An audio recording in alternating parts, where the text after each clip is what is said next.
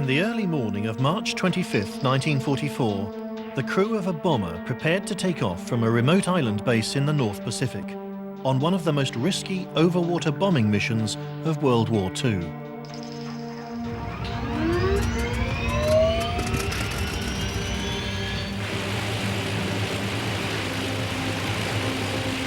With a full bomb load and extra fuel tanks to reach its distant target, the dangerously overweight bomber climbed into the freezing night, never to return.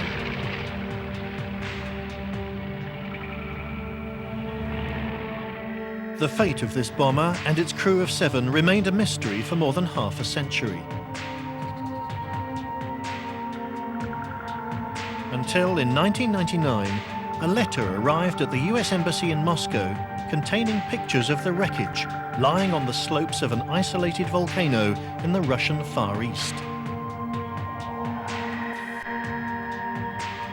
After 56 years, Bomber 31 was found, and the story of its crucial role in a little-known campaign of World War II is finally emerging. But what's unknown is what happened to the crew.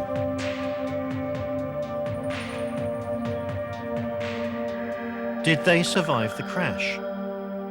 And if so, what happened to them?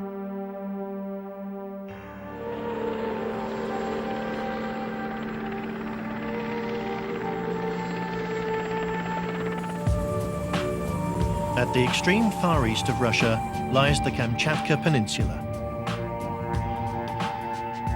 Although larger than Great Britain, Kamchatka has a population of less than 500,000. With no overland route into the Siberian wilderness, it's cut off from the rest of the world and remains largely untouched. In this land of volcanoes, there are few roads, and helicopter is the main method of transport. Crash investigator Ralph Wetterhahn has come here to write about Bomber 31, which lies 2,000 meters up the slope of Mutnovsky volcano. He'll try to determine what happened in the last minutes before the crash. This will help him decide if any of the crew survived the landing. Ralph Wetterhahn is a former Vietnam combat pilot and military crash investigator. Okay, this is the electrical stabilizer with the rudder on it. We can see the Navy PV-1 and 34641, which is the bureau number of the aircraft, and down below is 31. And from that we can go back and identify who the crew were. And the archives show that the pilot of the plane was Walt Whitman. And the co-pilot, John Hanlon. Also aboard, navigator Don Llewellyn. He was married with a young daughter. And radio man Sam Crown was yet to meet his new baby boy. Clarence Fridley, the plane's mechanic, was still a newlywed. And you've got gunner James Palco, orphaned as a child. He'd lied about his age to join the Navy. Jack Parlier wanted to get in the action, voluntarily swapped places with another weatherman that night. It would be his first and only combat mission.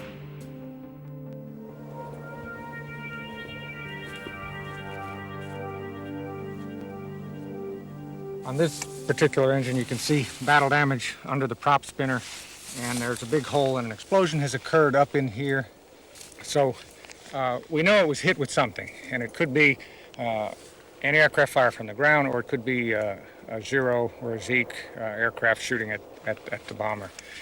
The engines had some type of battle damage. You can see here where a projectile has come through the exhaust stack on that cylinder, and also in this area here. So if we can assume, at least for a little bit, that both engines were damaged, that would give us reason for the pilot to want to put it on the ground because he couldn't hold altitude. That tells me that he intentionally put it in here because he had serious problems. He may have had fog down below in the valley he couldn't see. And he saw this flat area out in front of us here, and he brought it in and put it down very level. The airframe went uphill. These engines, the props, caught in the snow and were ripped violently underneath the wing and wound up together down here. So that pilot and that co-pilot, there's a good chance they were injured. His last moments, his last full measure was some kind of fabulous flying to get that airplane in here. But I have to tip my hat to what Whitman and Hanlon did in those last minutes here. Just some amazing stuff. The plane was the PV-1 Ventura, originally designed for the Royal Air Force in 1942 as a long-range precision bomber. Built by Lockheed, it was renowned for its ability to fly like a fighter and absorb battle damage. Oh, it was a rugged plane. There was no way you could tear it up, I don't think, if you tried, and we tried. The PV-1s were robustly built. Rudolph Toney and his crew survived a crash landing in one. Airmen who flew the PVs regarded their chances of surviving a crash as better than average, so the likelihood that the crew of Bomber 31 survived is high. But how did this bomber get here, on the slope of an isolated volcano on a remote Siberian peninsula? The only American airbase within range of Kamchatka was the tiny island of Attu, 1,000 kilometers to the east. Attu is the most westerly of the Aleutian Islands that crossed the North Pacific like stepping stones.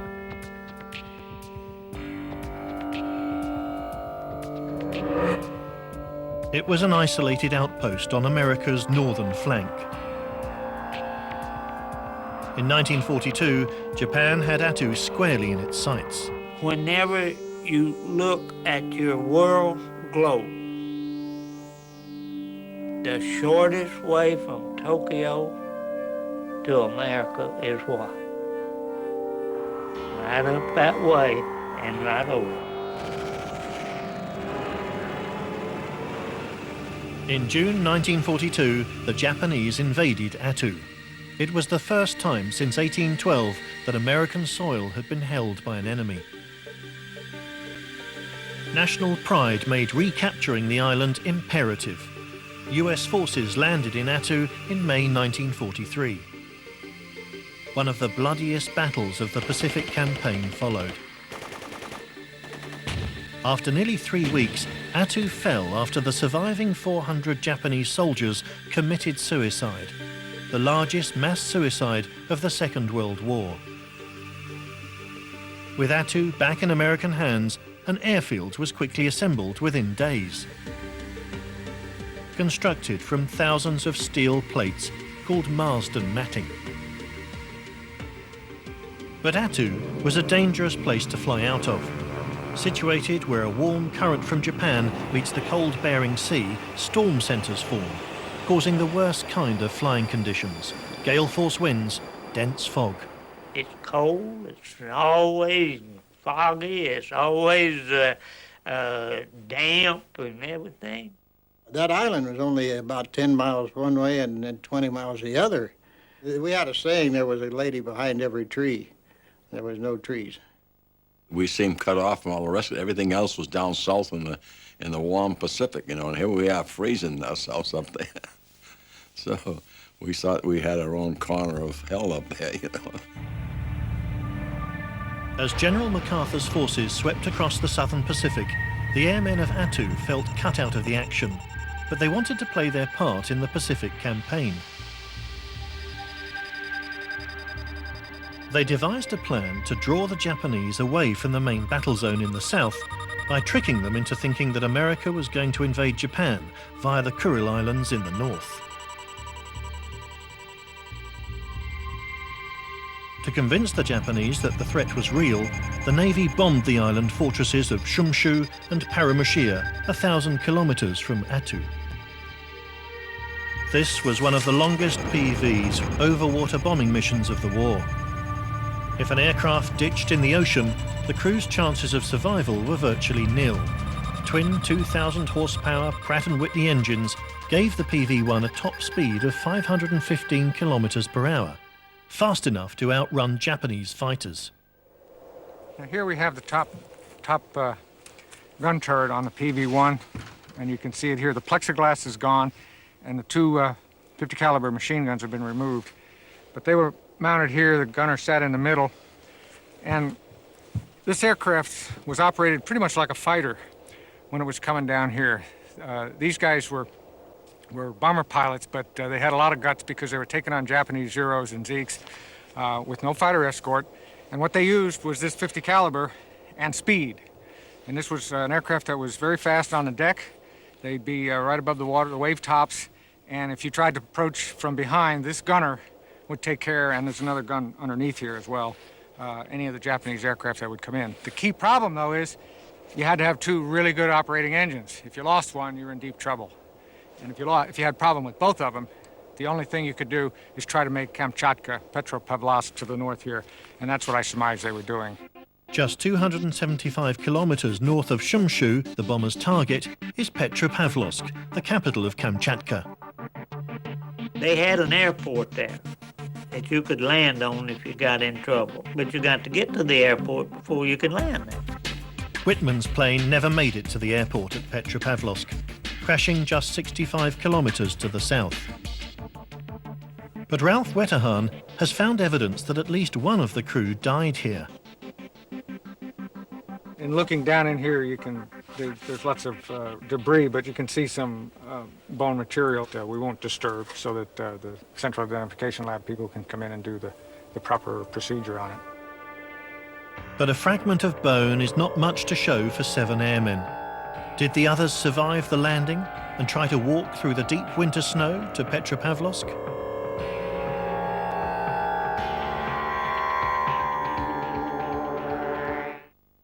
The Lockheed PVs were stripped of armor plating so extra fuel tanks could be added for the 10-hour mission to bomb the Japanese island fortresses. Whenever American troops in the southern Pacific planned a big push towards Tokyo, bombing raids from Attu were intensified as a diversionary tactic. It's important because it had an effect on the outcome of World War II, a very important effect, and in that it caused the Japanese to move squadrons and naval forces to the northern Kurils to protect against an attack or potential attack by the United States from the north. And in that process, the General MacArthur's forces that were coming up from the south had less Japanese resistance to deal with. And it's as simple as that, but it was very important, and it was carried out by such a small force, a small unit in terms of the aircraft involved, but the contribution was immense, and the story hasn't been told. In the early hours of March 25th, 1944, the crew made their way to Bomber 31, one of 5 planes preparing to bomb the Japanese island of Shumshu.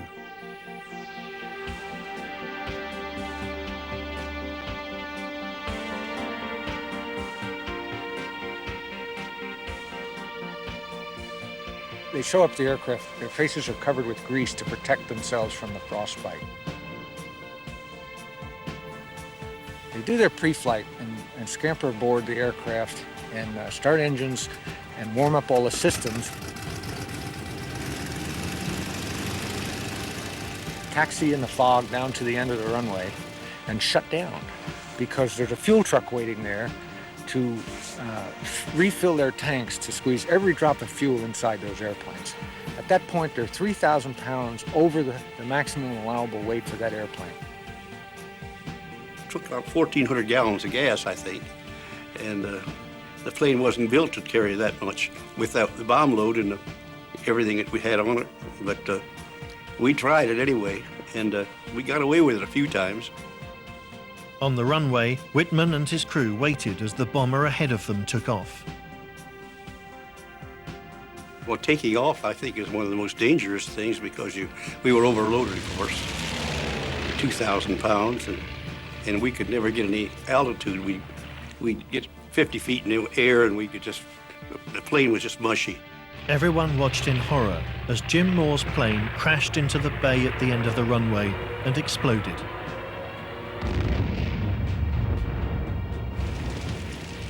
I felt water coming up, and I had flight boots on. One of them was jammed under the rudder, and I pulled my foot out of the boot without unzipping it. And then I came up on the surface, and I yelled, "Let's go over to the life raft." I was, of course, yelling for the other 4 fellows, but never heard anything from them. Everybody after the cockpit was killed. It was then Whitman's turn to take off. So they're at the end of the runway. They refuel, and with this dangerous smell of gasoline still in their nostrils, crank engines and immediately release brakes and head down to Marston Matting, rumbling along over this plank runway into the air and climbing up into the fog, and 750 miles on their way. The 4 remaining planes made their way to the Kurils in appalling weather. 2 of the bombers failed to find their target and turned back. Only one succeeded in dropping its bomb load over Shumshu. Bomber 31 simply disappeared.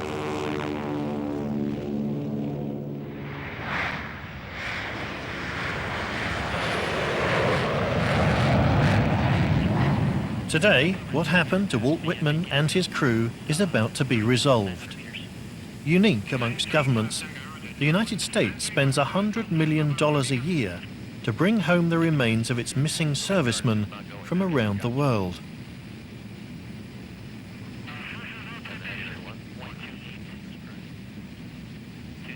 Flying to Kamchatka is a 10-person recovery team from the US Army Central Identification Laboratory in Hawaii, led by forensic anthropologist Anne Bunch.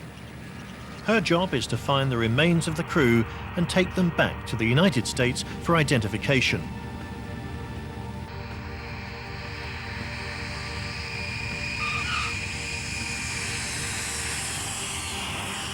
During the Cold War, Petropavlovsk became a top-secret Soviet military and nuclear submarine base. A Korean airliner that strayed into Soviet airspace here in 1983 was shot down on the suspicion of spying. Kamchatka only opened to foreigners just over a decade ago. This is the first recovery mission of its kind permitted in Russia. The team brings all its own camping supplies for the 4-week excavation, and that includes 7 tons of bottled water. But a snag with customs causes problems. They won't release the water until import duty is paid. This, plus bad weather, causes a week of delays.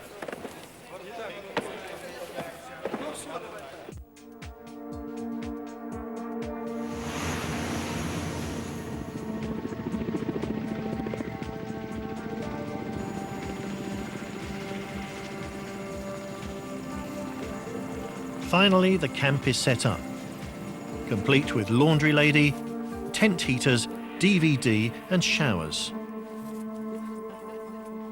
Keeping watch for bears are half a dozen local hunters. Kamchatka has one of the densest populations of brown bears in the world. From the campsite, the wreck is a mere hour's climb over the shoulder of the volcano.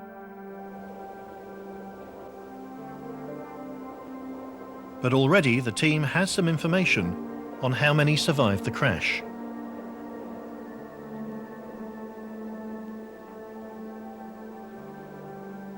A geologist who now lives in Moscow was part of a survey team that discovered the plane in 1962.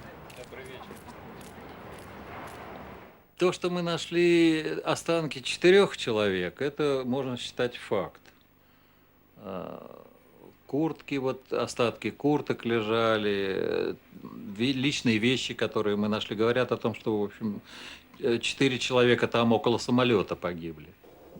But who were the 3 that survived? Despite this evidence, Anne Bunch intends to do a major search for the remains of all 7 crew. Here for as long as we can stand it today. Okay.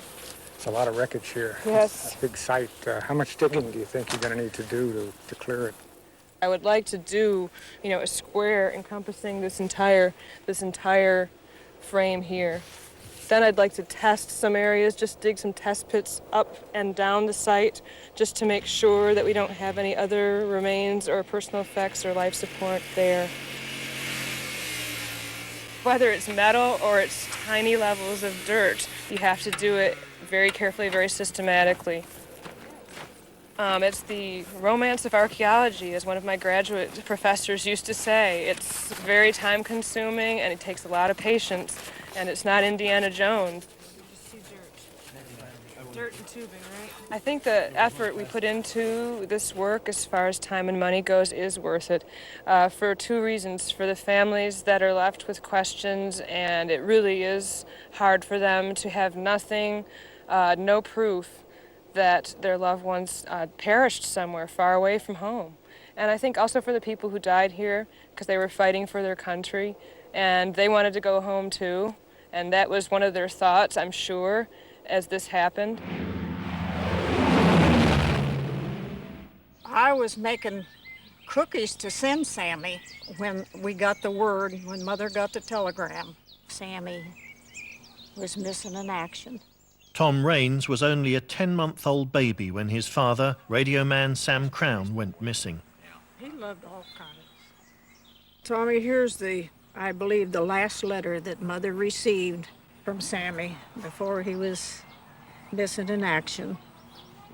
And I see in reading this, he's talking about reunion and that he was confident that both Grandma and he and you would be reunited very soon.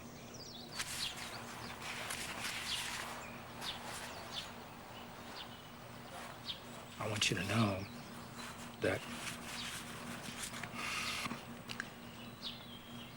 I carry a copy of this around with me in my wallet until it fell apart. I bet I had it 25 or 30 years until it just disintegrated. I always thought that there was always that possibility that one day someone would knock at the door and it'd be a father that had been missing for 15, 20 years, whatever it might have been. Tom Raines hopes that Anne Bunch and her team will identify his father so he can finally receive a burial with full military honours. But first he wants to see where his father perished in Kamchatka. The recovery team has now searched through most of the wreckage for human remains.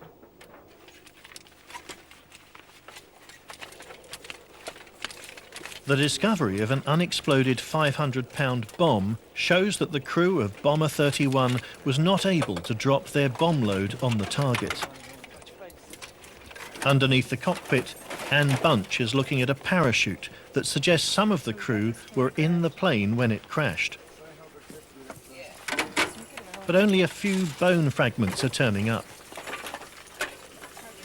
I think that the idea that 7 are here, I have my doubts. So I'm already biased, but I'm not going to stop looking for them until we feel that we've excavated the whole site thoroughly.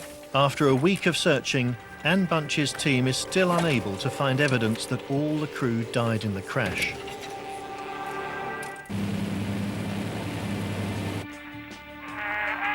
Hello, you fighting officers of the Pacific?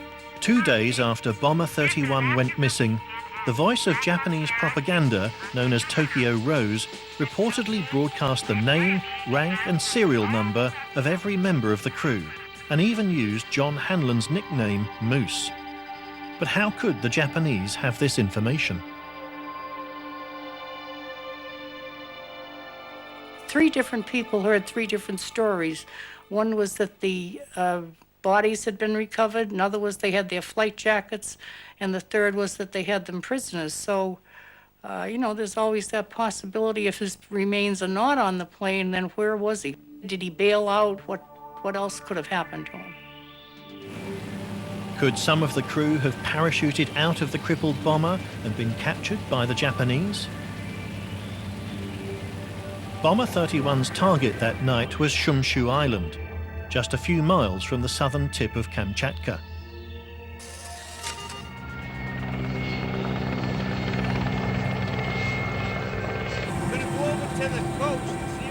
Jim McDougall is a Pentagon investigator looking for missing American airmen in Russia's Far East. He and Ralph Wetterhahn are going to investigate a report of the grave of an American pilot on the island. Shumshu has been deserted since the war. Bomb craters still scar the landscape close to one of the Japanese airstrips. Planes from Attu regularly bombed this island and its neighbour, Paramushia. The Kuril Islands became Russian territory in 1945, after the war was over.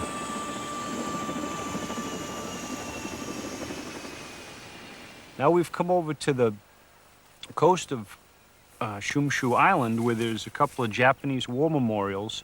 We're going to have a look at those because we have a report that there's an American pilot from World War II buried. So we'll check the cemeteries at a minimum and hope we can find something there. Ralph Wetterhahn wants to inspect the Japanese defences that may have prevented Bomber 31 from dropping its bomb load. This is the fishing village and the port facility that the aircraft from Attu were attacking. And it's a bit far from here to see any military installations clearly, but I can look up on top of that hill over here and see some man-made structures, and that's probably where they put AAA anti-aircraft fire, so it would have a good field of view on incoming bombers. They probably put some on this hill as well. And if you look right in front of me here, you can see what appears to be a bomb crater. And I saw earlier 2 other bomb craters in a string down there, and that's pretty typical of what you'd see when an aircraft drops bombs out of a bomb bay. They're gonna string along, and this would be one area that they would want to hit. In addition, the aircraft were strafing the ships that were in the bay here, and as we saw further to the north with the airfield and the guns, this was a pretty hot area. There was a lot of things going on here back then.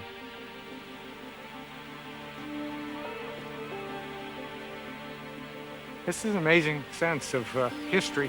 The village looks totally deserted, and you wonder about all the stories and all the lives that went on in those places and now have just disappeared into the fog, as it were.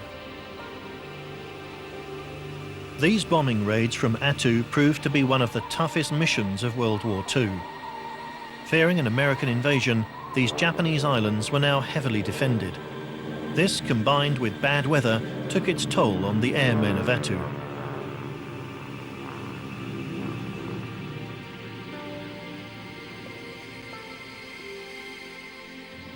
They lived and flew out of an island that was simply a rock that was covered in fog and ice, climbing into weather that would test the most proficient navigator, the most proficient pilot, and having to do it through 750 miles over this cold, leaden Bering Sea.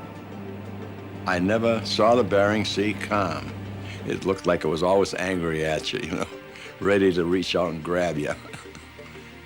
We didn't have very good, any navigation aids were, reliable up there much. And there weren't any reliable maps. It was, virgin territory. They had to fly 5 hours in just bad weather until their 10 minutes of stark terror over the target area. So the gunner would have test-fired his weapons, and those little sounds would start coming through, and the heart rate's going to go up, and the adrenaline starts to pump. And as you get in close to the island, you start to see the flak come up, and then everybody's eyes are out looking for bogeys.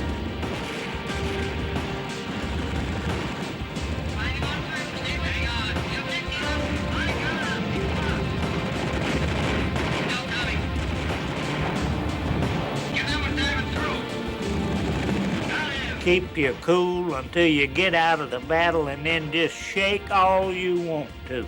As long as you're in battle, keep you cool. And they know this is it. This is the 10 minutes where we either get it done or they get it done to us. And then turn around without fighter escort and get out of there in one piece and do the same thing all the way back and find this island in the middle of all this water. And a lot of them didn't. And they knew it taking off that, there was a good chance they wouldn't come back. Well, actually, 2 or 3 degrees off, and you could miss one of those islands. They seem to have shrunk in size, when you're looking for them over 700 miles of open ocean,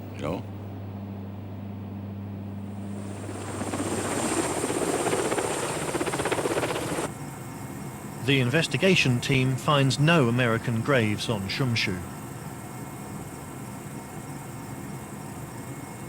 As they cross the narrow strait back to Kamchatka, they spot the wreck of another airplane.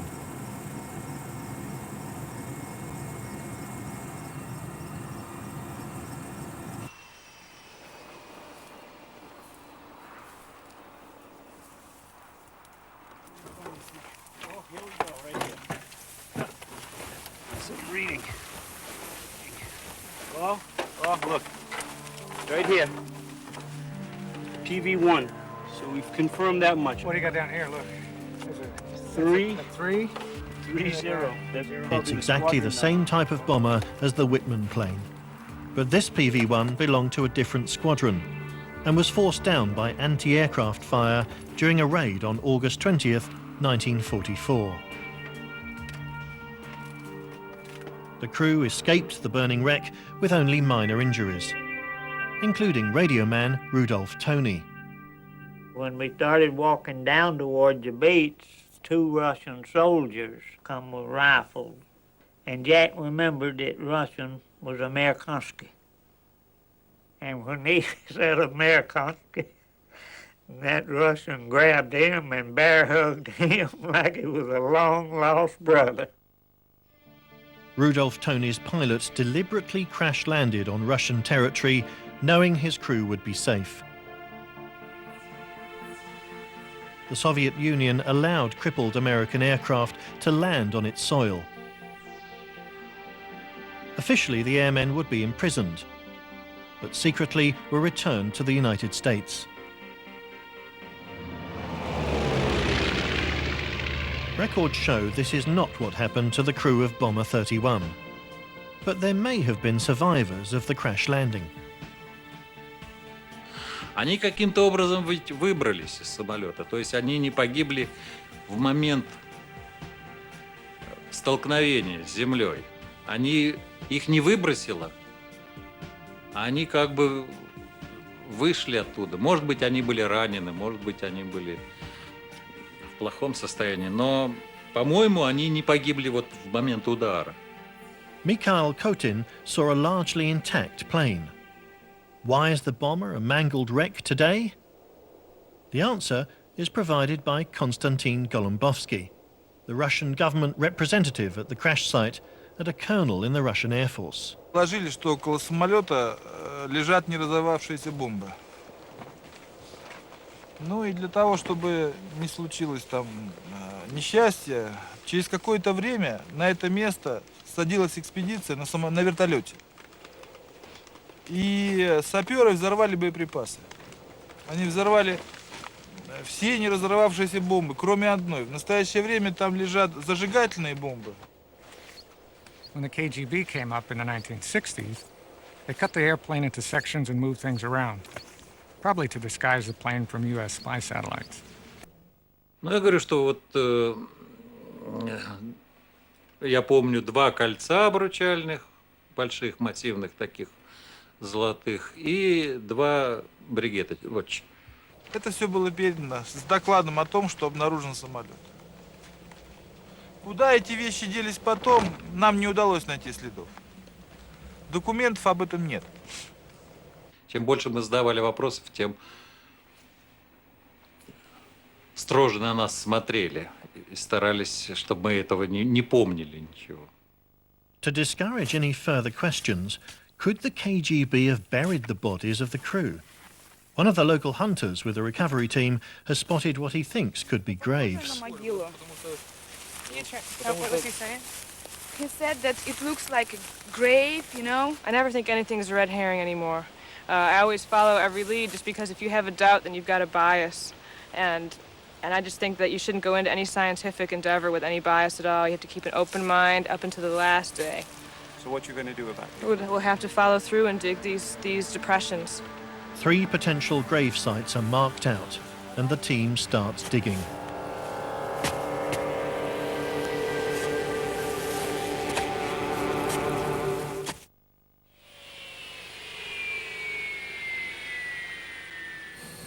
Tom Raines and his wife Kathy arrive in Petropavlovsk. I certainly hope that things work out, that we're able to find some remains for my dad. I would be disappointed, but I'm certainly looking forward to this. At the crash site, Anne Bunch is frustrated in her search. We've proceeded down a foot, but it's not going to lead us anywhere as far as remains are concerned. But finally, after days of searching, there is a breakthrough. Yeah. Underneath the cockpit area, several bones are found. So we'll mark where that came from, and we'll get, I'll pop it into my map. Okay, what I have here is a sketch map, very schematic, of the site. Basically, different things are going on. We have the excavated area, which is this square shape here, and within that, we have the outline of the wreckage. And the little letters dispersed around the wreckage are actually where remains were found. And you can see they're clustered near the large piece of wreckage. So I think that served as a protection for them from the elements, from other creatures that were around the area. We found remains there, human remains, and the most important in my mind were two right clavicles. Every person has a right and a left clavicle, and so since we have two right clavicles here, I know from the anatomy of it, they're both right, that we have two people for sure represented at the site. In order to identify the bones, DNA will be extracted from them and compared with DNA from relatives of the 7 crew. Crucial parts of Mary's genetic sequence are the same as her brother's, John Hanlon. All right, now take the tourniquet off. I didn't get his looks, I don't think. But he was handsome. He had other characteristics other than being athletic and handsome. He was a great guy.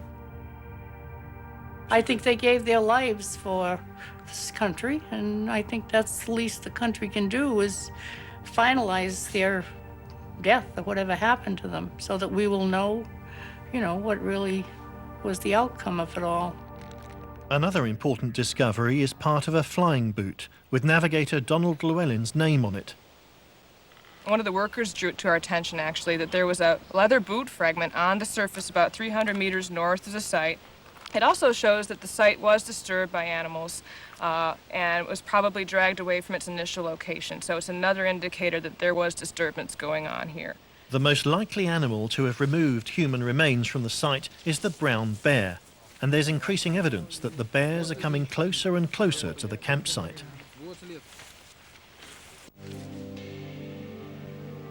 In Petropavlovsk, Tom and Kathy are ready to fly out to the crash site. This is it. Long time coming.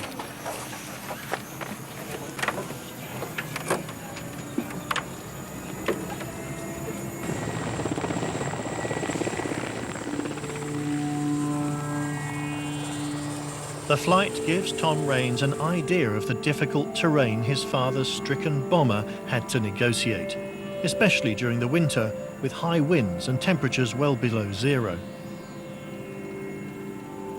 But even in the summer, the weather is temperamental and can change by the hour, especially in the mountains.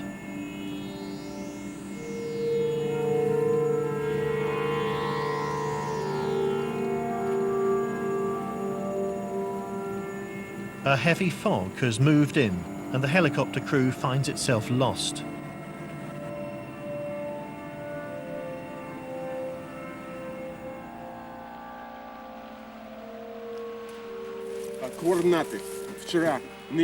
There's a problem reading the coordinates for the camp. Наши координаты? Да. Курс и километр нужно знать. Километр и курс. Сейчас.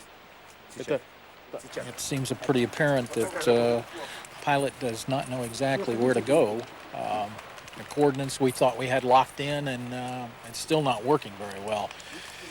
It's very, very frustrating and very disappointing, too.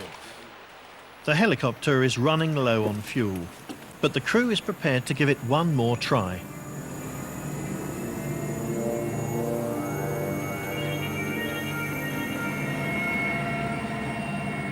With worsening weather conditions, the camp is finally sighted.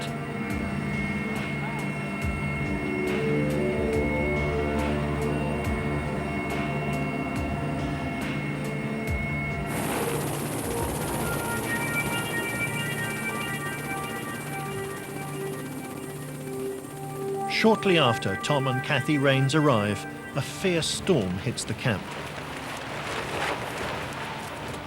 The weather halts work on the crash site, forcing everyone in their tents for shelter. Overnight, Several tents belonging to the recovery team are blown over.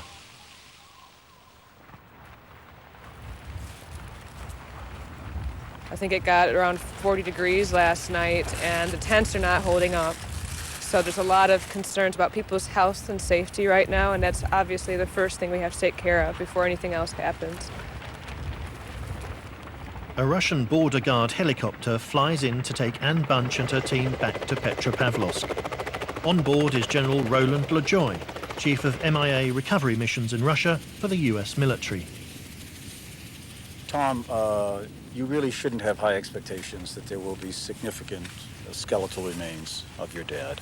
I think the nature of the crash, the 56 years that have elapsed, the prevalence of wild animals around here, argue against, significant remains. But hopefully there will be some remains that, with the help of DNA, can be specifically linked to your bloodline, and then those will get a proper resting spot in Arlington. If it's just one, that's all it takes. That's all I'm really interested in. And that would be, I think, enough closure with the military funeral at Arlington. That would certainly be enough for me.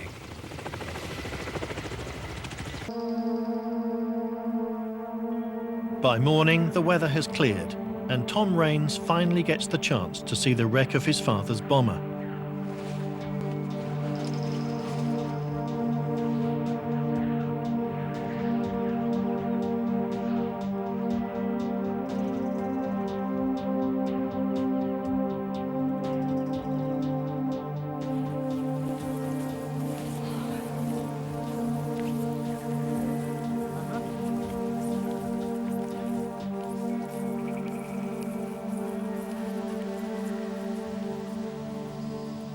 It seems so small, in comparison to the landscape and the mountains and everything. And I don't know, I guess I was expecting it to be much larger for some reason, and on a much grander and larger scale than it is. And it seems so small and somewhat insignificant among all the mountainside and the volcano and everything here.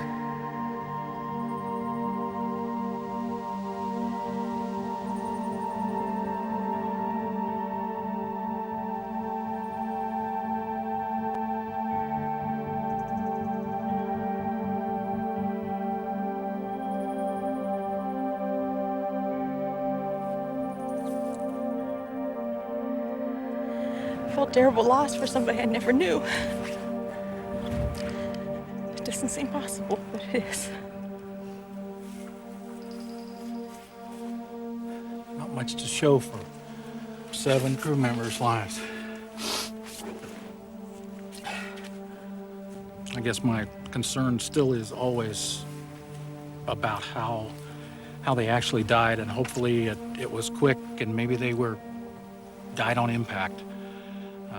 Because I can't really imagine, looking at this, how beautiful it looks and everything at this time of the year, how this place looks in March. It's got to be a pretty scary thing, especially if you are wounded or if you were hurt in the crash itself. Actually, I'm not too crazy about even thinking about that possibility of what it might have been. I have a sense for the last few minutes of flight of aircraft 31.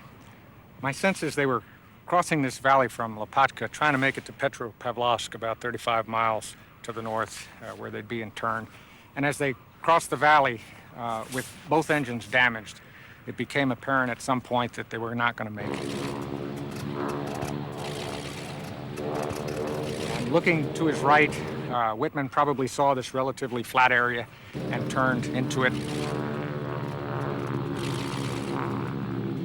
And he had one priority, and that was to not have a fire. He's got a bomb load, he's got tons of fuel on board, and he brings it in low, and he calls for Hanlon to shut off the mixtures, then to shut off the fuel valves, and drops a little bit of flaps. Then the battery and generators come off. And then in the last few hundred meters of silence, he brings it in and pulls up, touching down perfectly level. Both engine props dig into the deep snow. The engines are ripped from the wings, go underneath, and the aircraft continues on up the hill and comes to a stop. And there is no fire. They've got it. I think the crew survived the landing, though some of them may have been injured. You know, they had fuel to stay warm and a little bit of food. Looks like 4 died at the crash site, and the other 3 probably went for help at some point and perished in the appalling winter weather. And I suspect the bears dispose of their remains. No one will ever know for sure. Japanese war records reveal that the airmen of Attu succeeded in their mission. They convinced Imperial Command to divert about 1/6 of their air strength to defend the northern Kuril Islands from invasion. These Navy men, they created a mission and they made a difference because they could have all survived the war sitting there on Attu, drinking beer and smoking cigarettes while the rest of World War II happened, and they didn't. They took part in it.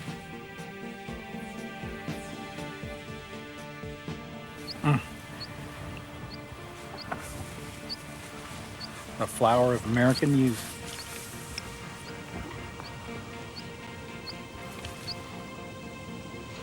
May the repose of his soul and the souls of all the faithfully departed through the mercy of God rest in peace. Amen. Amen.